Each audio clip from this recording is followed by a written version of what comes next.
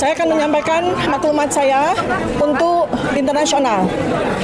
Bismillahirrahmanirrahim. In defense of truth and academic integrity in Indonesia. Membela kebenaran dan integritas akademik di Indonesia. Dr. Tifauzia Tiasuma. Ladies and gentlemen, fellow citizens of the world, today I speak not merely as an Indonesian, but as a member of the global community who believes in truth, dignity, and the sacred duty of intellectual honesty. Saya Dr. Tifauzia Tiasuma. Yang saya hormati para pemimpin dunia, rekan-rekan akademisi, media internasional, dan seluruh warga dunia yang mencintai keadilan. Hari ini saya berbicara bukan hanya sebagai warga negara Indonesia, tetapi sebagai bagian dari komunitas global yang menjunjung tinggi kebenaran, kehormatan, dan integritas intelektual. Indonesia, the world's third largest democracy, is facing a silent yet deeply consequential moral crisis. A crisis that does not involve weapons or war, but a battle for truth, academic freedom, and the soul of our republic. Indonesia, negara demokrasi terbesar ketiga di dunia, tengah menghadapi krisis moral yang sunyi namun sangat menentukan. Bukan krisis yang ditandai oleh perang atau kekerasan, melainkan oleh pergulatan antara kebenaran dan kekuasaan, antara nurani akademik dan tekanan politik. At the heart of this issue is a simple question.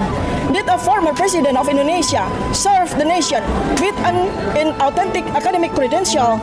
This is not a personal attack, nor a political maneuver.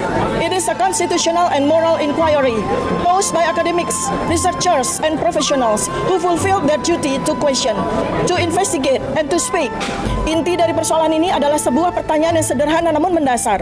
Benarkah seorang mantan Presiden Republik Indonesia pernah menjabat dengan ijazah akademik yang tidak otentik?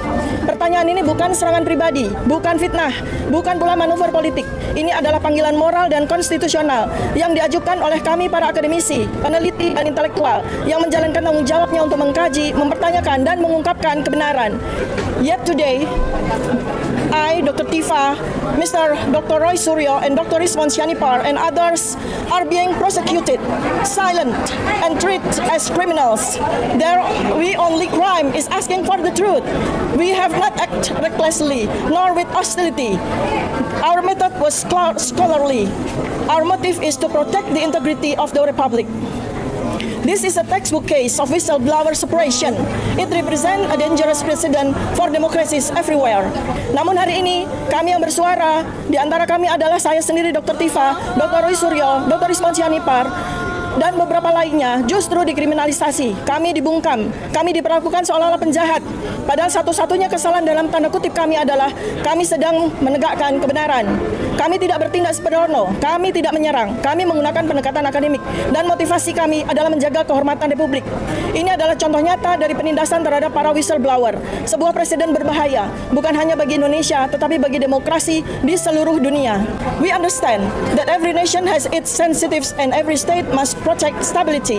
But when truth is punished and falsehood is protected, what remains of democracy, of human rights, of the academic duty to tell the truth? We are not asking the world to interfere. We are simply inviting the world to witness, to listen, to remember that academic freedom and freedom of expression are universal values not bound by borders.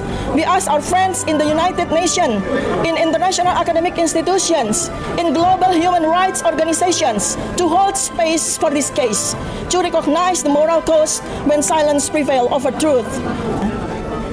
Kami tidak meminta dunia untuk campur tangan.